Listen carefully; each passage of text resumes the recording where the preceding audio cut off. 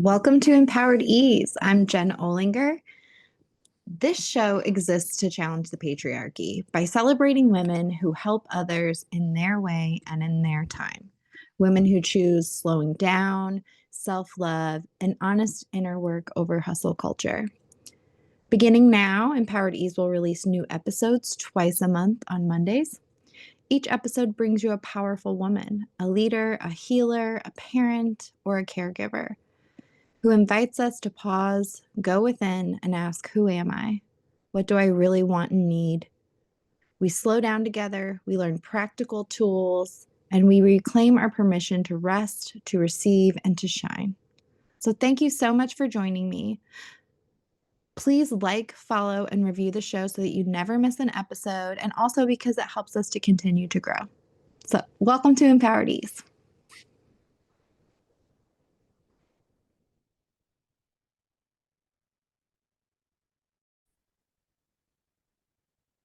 Hello, and welcome back to Empowered Ease. I'm your host, Jen Olinger. I'm a former ICU nurse and a holistic nurse coach. And usually I have a wonderful guest on that is making a difference in the lives of others, usually a wonderful woman. This week I'm changing it up a bit. I've got a lot of amazing guests booked for the next upcoming months, but there was a little lag in the schedule, and I thought, I should do a little mini series on something that comes up a lot on the show, something that's one of my specialties, and something that I think a lot of women are struggling with, which is burnout.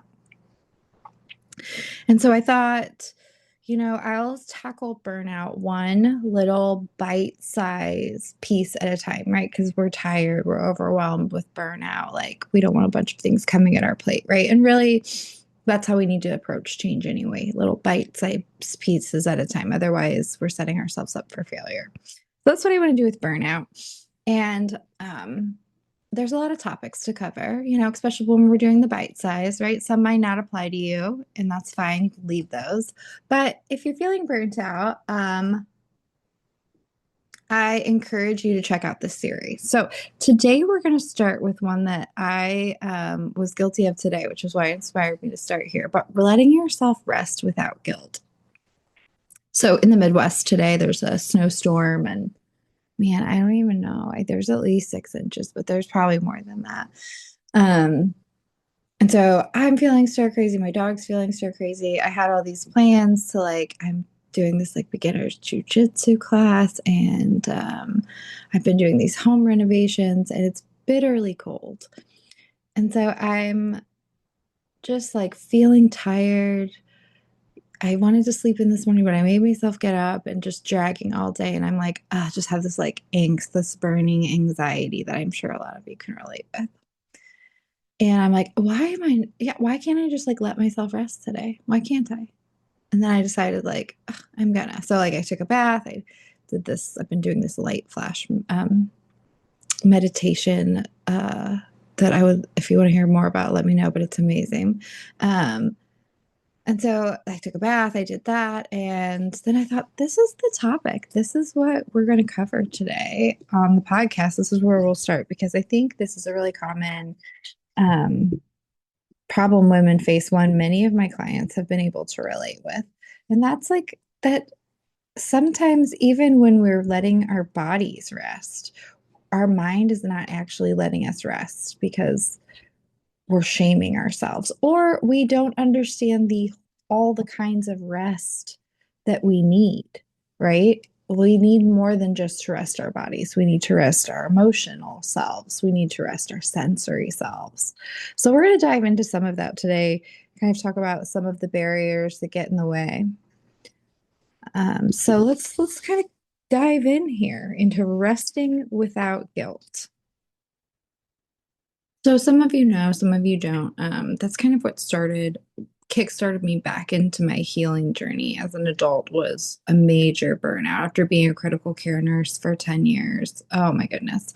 I had physical, emotional. I had to take 3 months off work. And so I can really relate to a lot of this, and some of these I am very guilty of. So, some examples of ways that we can um, kind of think we're resting, but we're not. So, one thing I used to do all the time was when I was working like a long stint of shifts in a row, they're 12-hour shifts.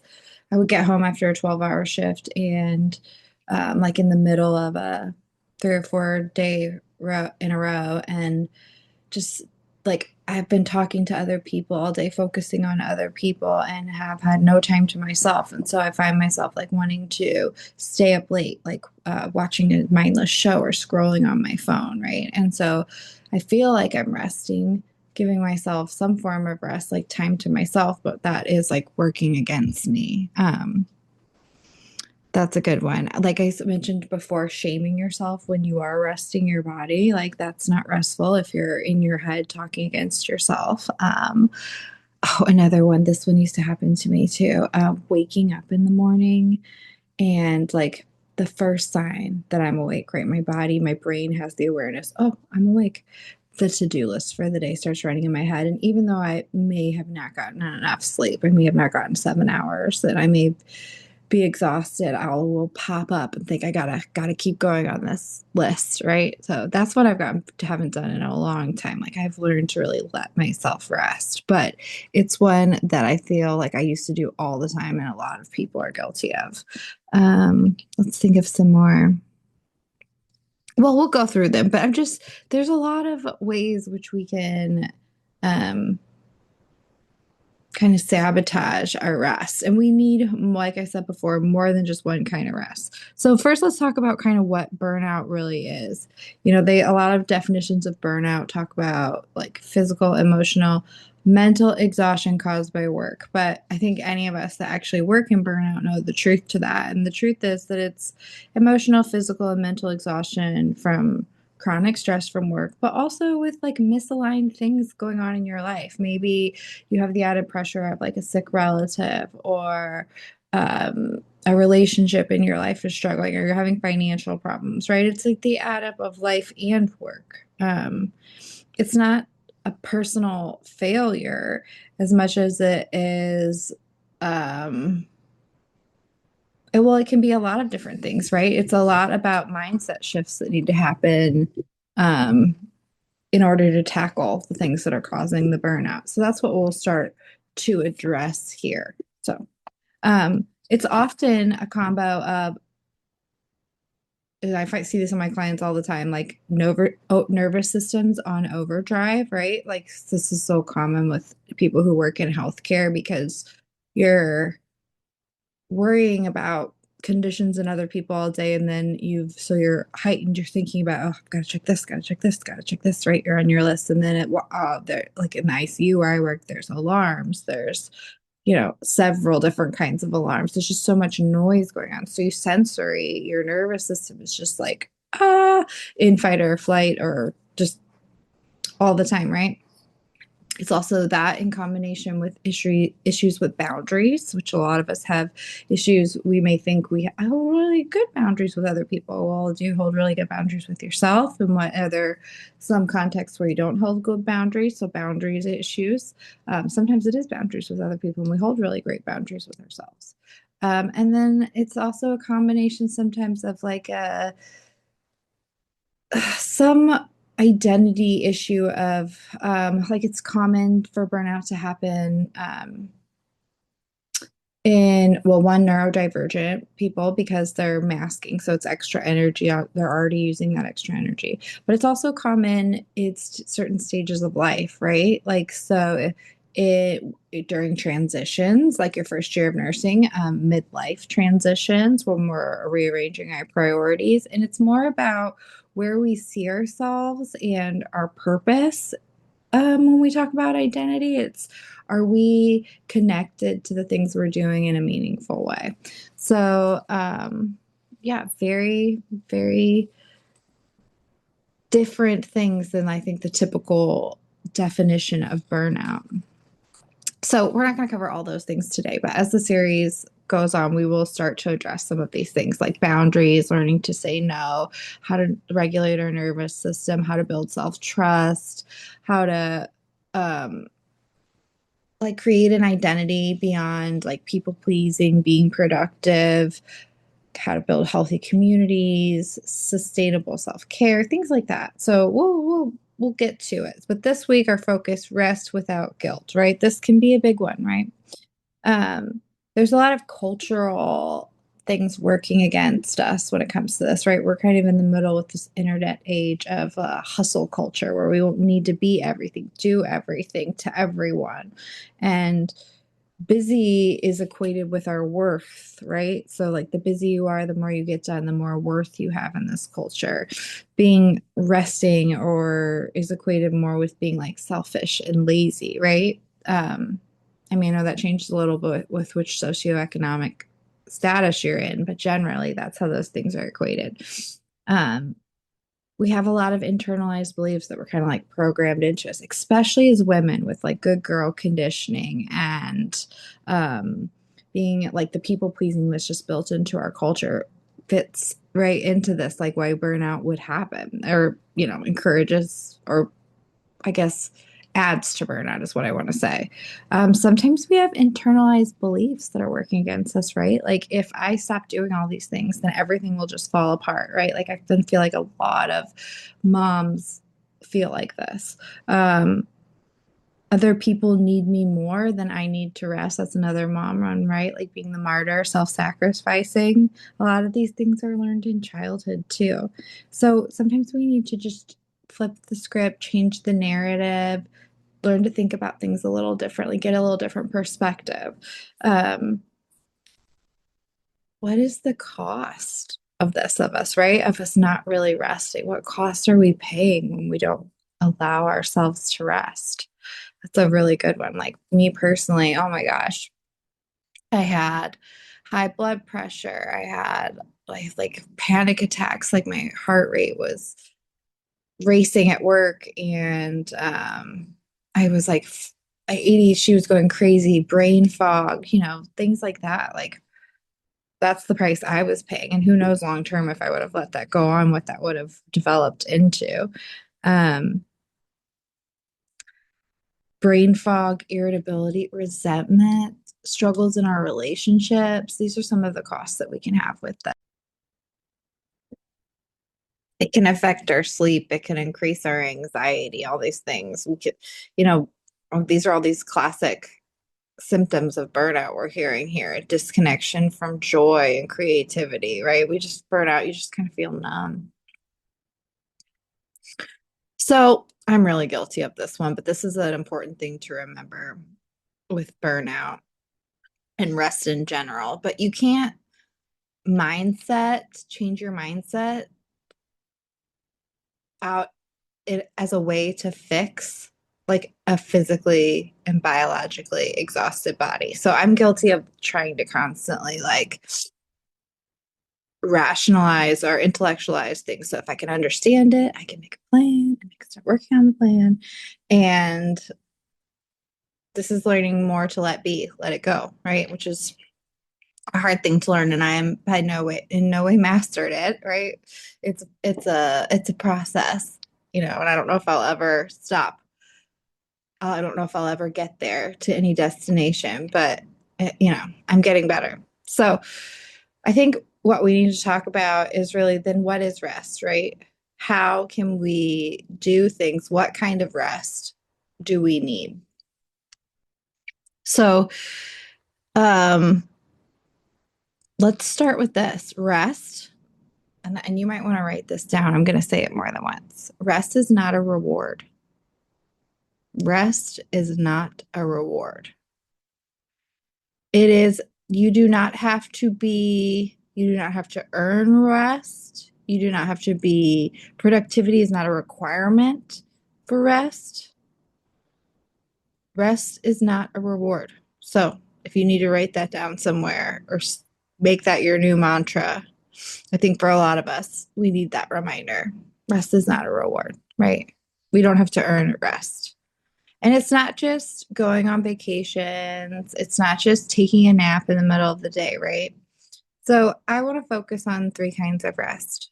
Micro resting, which is like just like taking 5 minutes to pause, sometimes 2 minutes to just pause before you speak, enter a room, say something, maybe just to breathe, to focus on your breathing, right? So micro resting, talking about emotional rest. So not feeling like we need to fix all the problems, do everything, be everything to everyone. That's a hard one.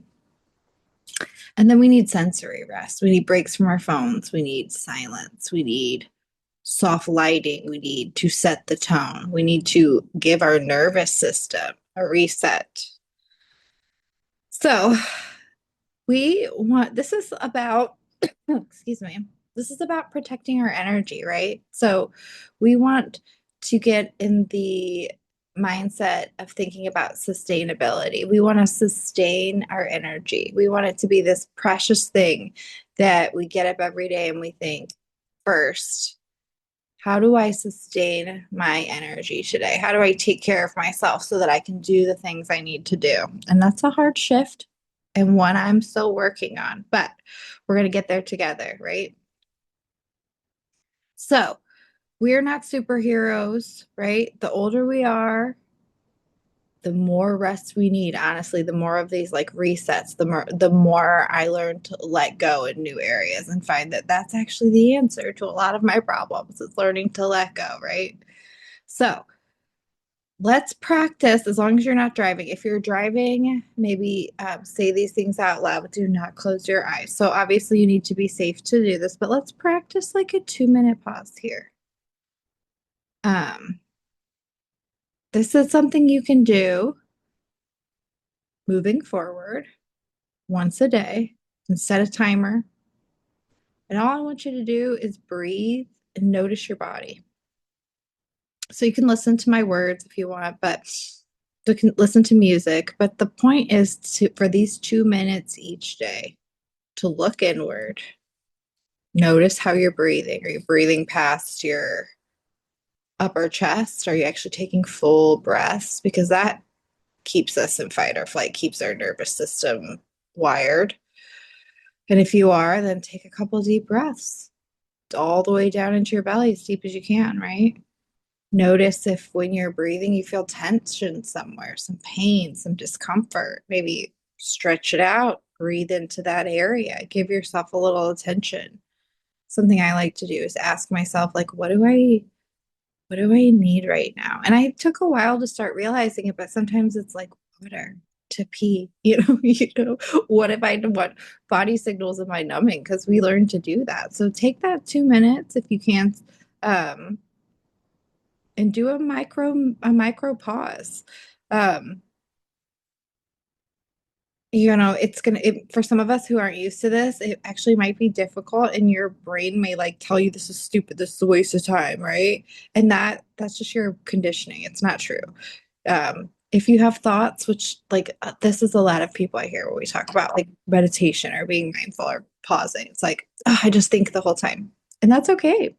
The goal is to notice the thoughts and try to let them float away. Like, oh, I'm thinking right now. That's okay. Bring it back to the breath, right? It's not a failure if you think the whole time. You're still pausing, you're still getting the benefits. And the more you do it, the better it will get.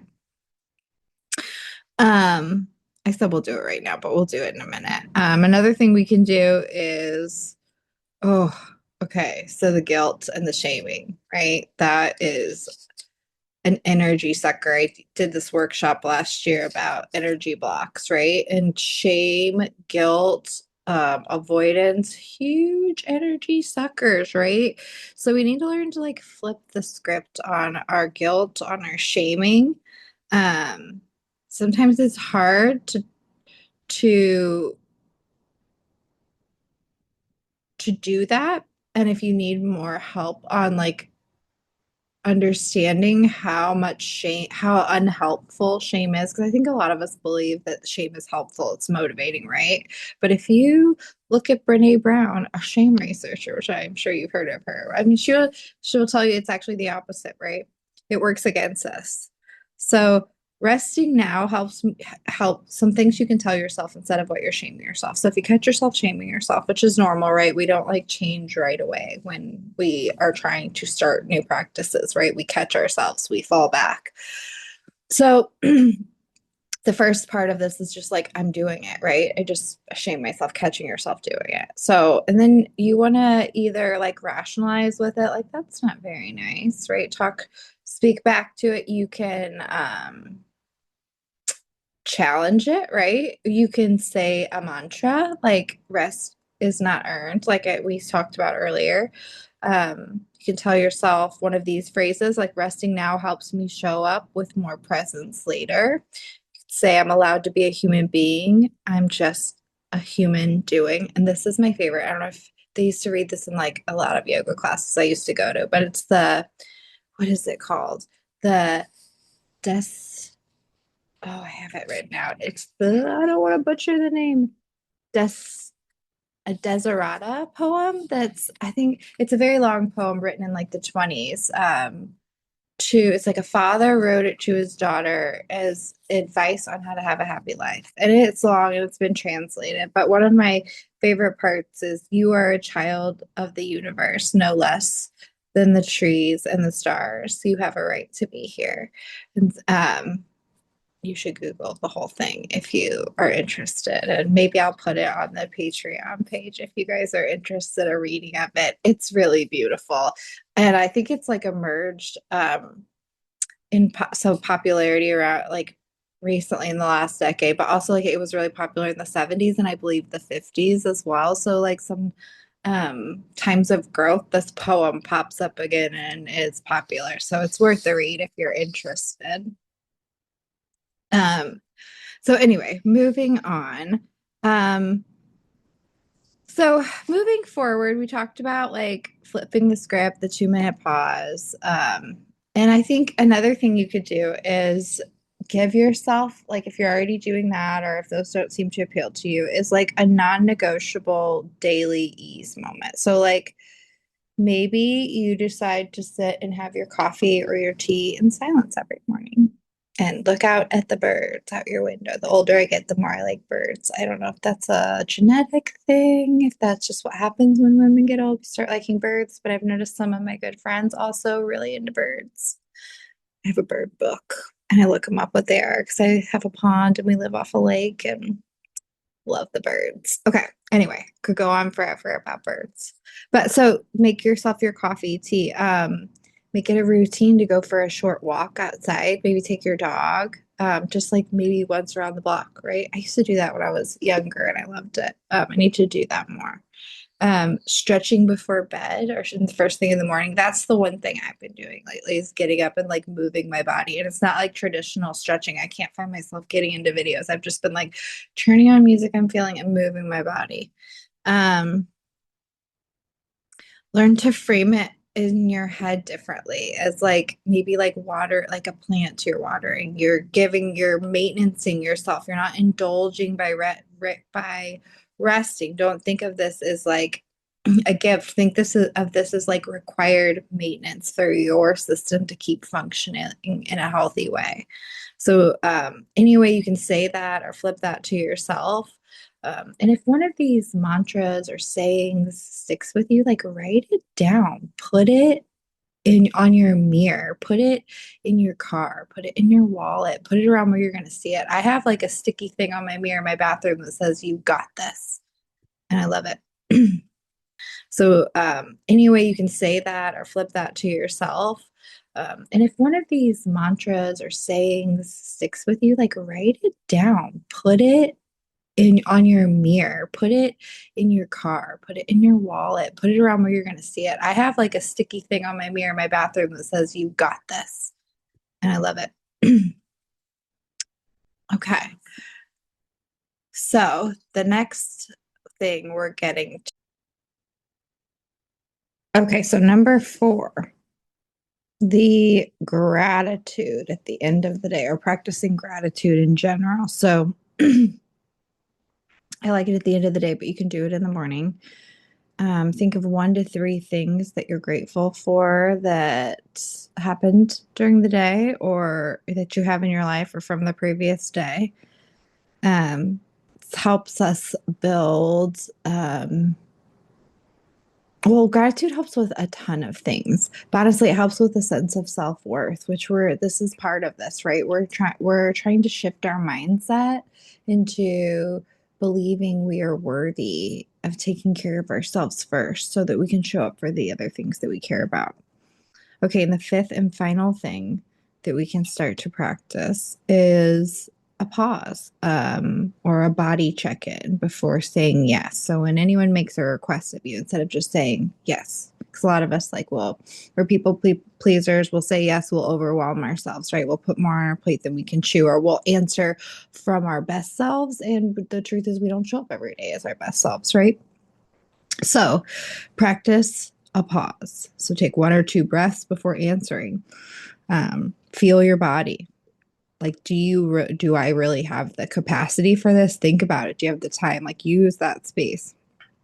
And what we're doing is we're trying to change our mindset to one that factors in, have we had enough rest? Do we have enough energy for this in our decisions, and not something that is an afterthought after overcommitting ourselves. So we're trying to put rest and prioritizing our energy as a priority. Excuse me, I have a tickle in my throat.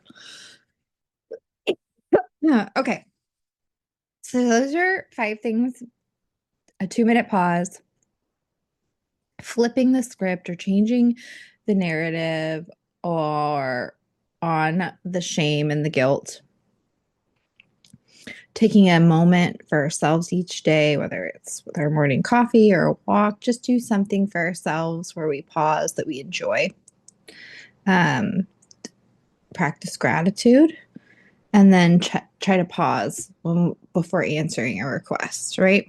So those are things that'll also help us as we do more micro sessions. All these little things actually help with other aspects of burnout recovery. So they'll make other parts of like boundary holding easier with a lot of these things. But we always want to remember to be gentle and be kind to ourselves. Like failure, setbacks, resistance from others, these things are all normal and bound to happen. So this is where we can practice. We all have that saying that comes up, like we're not good enough, or this is stupid, or whatever that thing we say to ourselves is. And when we say the thing in our head, I want us to practice reframing it, telling ourselves, being a little nicer to ourselves, right? So it's normal, right? It's okay to make mistakes. It's okay to not meet our goals, right? We'll just set a smaller, more achievable goal next time. That's the point, right? We want to win. We're going to set ourselves up for success, and we're not going to beat ourselves up because it's normal. We're just doing the best we can. That's what I tell myself a lot. Like, I'm doing the best I can with what I have, and that's enough. And it is. Resistance is part of changing deeply ingrained patterns. And that's where a lot of this work is in deeply ingrained patterns. Burnout recovery is a process, right? It's not somewhere we just wake up and have arrived, right? It's something we work at. And I think it's something we always work at on some level. It's not a weekend fix. And part of the essentials of burnout recovery is self-compassion. So if that's something you struggle with, you really want to put your focus on being kinder to yourself. And I suggest picking a mantra. I mean, we've talked about a few today. Here's some other great ones. I'm learning a new way to be with myself. It's safe for me to slow down. I sometimes, in some moments, when I'm feeling very anxious, I just have to tell myself that I am safe. So, think of something that maybe you can say to yourself in hard moments or when you're being negative or picking on yourself. So if I could suggest anything, it would be if you pick up one thing, which that's also like, start easy, start one thing at a time. Don't put all these things on your plate. But I would say the most powerful would be that 2-minute pause a day to yourself. And I will invite you to do it now if you'd like to do the 2-minute pause with me. If you're driving, obviously, or not in a safe place to do this, just listen. I will say some things out loud, but I'd like you to pause And I'll just talk you through a little bit of breathing and some. So, yeah. So, if you're in a safe place to do so, close your eyes. Take 3 to 5 slow breaths.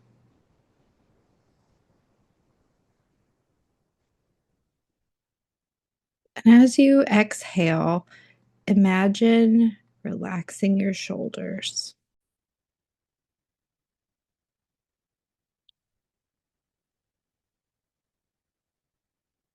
You can bring your shoulders up to your earlobes and then relax them back down.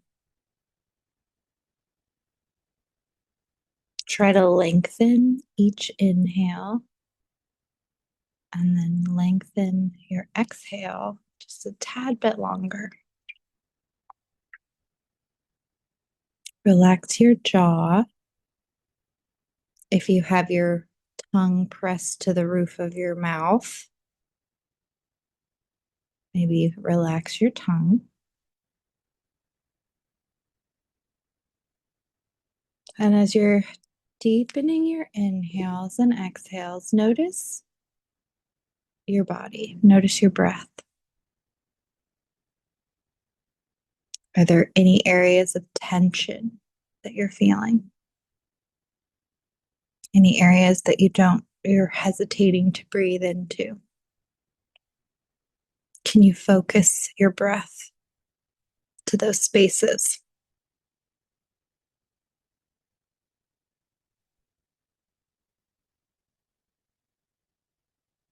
Can you give yourself permission to soften just 5% more, just a little more?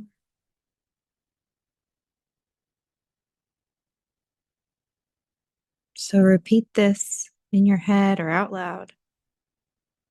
My worth is not measured by my productivity. My worth is not measured by my productivity.